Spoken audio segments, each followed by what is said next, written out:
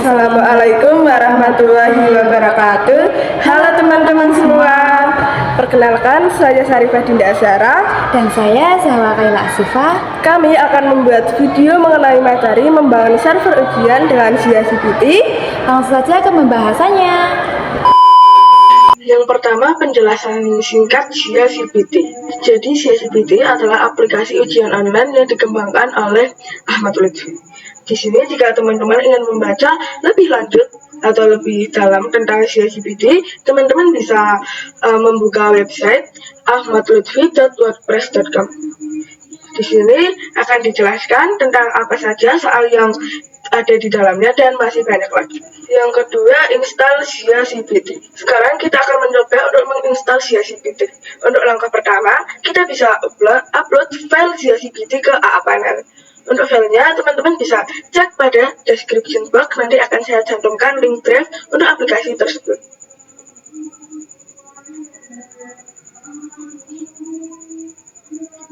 Setelah terupload, kita bisa unzip dengan melakukan double klik kemudian pilih confirm.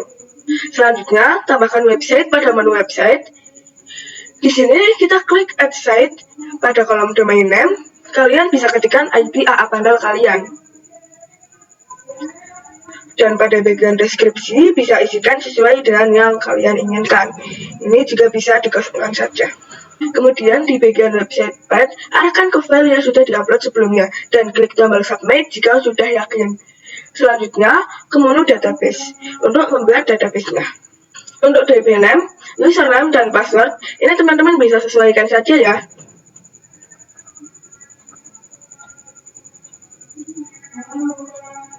Selanjutnya, kita bisa konfigurasi pada file database PHP-nya terlebih dahulu. Di sini, teman-teman dapat perhatikan dengan baik ya. Kita pergi ke menu file, lalu pilih folder aplikasi ChatGPT-nya. Kemudian pilih application, lalu pilih config, dan pilih database.php. Jika sudah berada di halaman ini, isikan username, password, database sesuai dengan yang kita isi di menu database sebelumnya.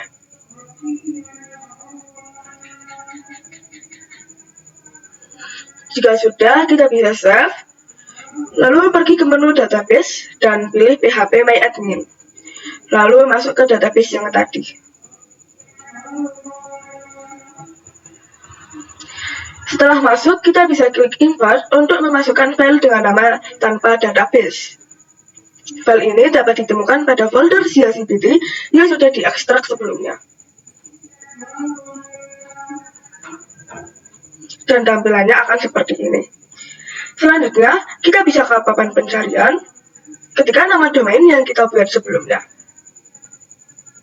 Nah, beginilah tampilan dari ChatGPT yang sudah berhasil diinstal. Kita bisa masuk sebagai operator dengan username dan password default, yaitu admin dan admin.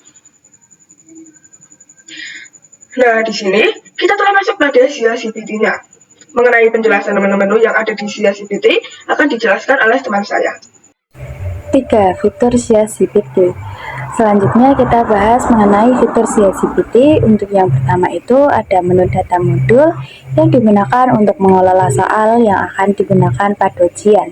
Yang kedua ada data peserta, digunakan untuk mengelola hal yang berkaitan dengan peserta ujian. Yang ketiga itu ada data tes yang digunakan untuk mengelola semua tes ataupun ujian yang dilaksanakan. Selanjutnya itu menu laporan yang digunakan jika kita membutuhkan suatu laporan hasil mengenai pengerjaan ujian mata pelajaran tertentu ataupun suatu kelas. Selanjutnya adalah menu tools, dan yang terakhir itu ada menu pengaturan yang berisi semua pengaturan pengelolaan ChatGPT. 4. Penjelasan menu database. Setelah menjelaskan mengenai fitur yang ada di pengaturan, sekarang kita akan lanjut untuk menjelaskan fitur yang ada pada menu database. Pertama, kita akan membahas mengenai fitur tambah tes, di mana di dalamnya terdapat opsi-opsi yang bisa kita sesuaikan dengan kebutuhan tes yang akan dilaksanakan. Berikutnya, yang kedua ada menu daftar tes yang digunakan untuk menampilkan semua tes yang sudah kita buat. Selain itu, kita juga dapat mengubah ataupun menghapus tes yang kita buat. Selanjutnya ada evaluasi tes. yang digunakan untuk mengevaluasi jawaban dengan tipe soal esai. Yang keempat, ada hasil tes di mana nantinya kita akan menampilkan secara real time sesuai dengan jawaban yang sudah dipilih oleh peserta. Pada halaman ini, tes dapat dihapus, dihentikan secara paksa, dan juga menambah waktu sesuai dengan kondisi tes. Dan juga kita dapat memfilter hasil tesnya, bisa diurutkan dari nilai yang tertinggi atau terendah. Dan yang terakhir adalah menu token, di mana kita bisa membuat secara manual yang akan digunakan sebagai kunci dan juga akan digunakan oleh peserta untuk memulai tes. Dan ketika kita membuat token secara manual, kita dapat menentukan apakah token tersebut hanya digunakan untuk tes tertentu ataupun semua tes. Selain itu, kita juga bisa menggenerate token, maka nantinya token akan terbuat secara otomatis. Di sini token yang telah dibuat akan muncul di daftar ini ya. 5. Penjelasan menu pengaturan. Pertama, di sini terdapat pengaturan ChatGPT yang digunakan untuk mengatur identitas dari penggunaan ChatGPT. Langsung saja kita coba untuk mengubah pengaturannya. Pada bagian nama, kalian bisa sesuaikan dengan nama sekolah atau organisasi yang akan digunakan. Untuk keterangannya juga bisa disesuaikan dengan apa yang kalian inginkan. Di bagian ini login operator, kalian bisa pilih opsi ya. Kemudian pada bagian log mobile exam browse, kalian bisa sesuaikan saja. Jika memilih ya, maka nantinya hanya bisa diakses melalui exam browser saja. Dan untuk kolom informasi kalian bisa sesuaikan sendiri ya. Jika sudah, kita bisa klik simpan. Setelah itu kita klik refresh pada halaman login. Maka pada bagian atas sudah berubah dengan apa yang sudah kita atur. Lalu di sini ada perbedaan.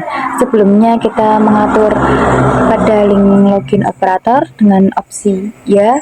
Pada bagian pojok kanan bawah akan menampilkan tulisan login operator. Namun jika kita ubah opsinya menjadi tidak, maka nantinya pada halaman login tidak terdapat tampilan login operator. Dan untuk pengaturan yang selanjutnya adalah penggunaan user. Di sini kita bisa menambahkan multi user untuk mengelola tampilan operator. Kemudian pada menu pengaturan data, administrator dapat mengubah level hak sesuai dengan kebutuhannya. Dan yang terakhir terdapat menu pengaturan yang dapat digunakan oleh administrator untuk menambah fungsi dari ChatGPT. Hal ini tentunya akan mempermudah pengembangan ChatGPT lebih lanjut. Sekian pembahasan dari kami, kurang lebihnya kami memohon maaf. Terima kasih sudah menonton, semoga bermanfaat. Wassalamualaikum warahmatullahi wabarakatuh.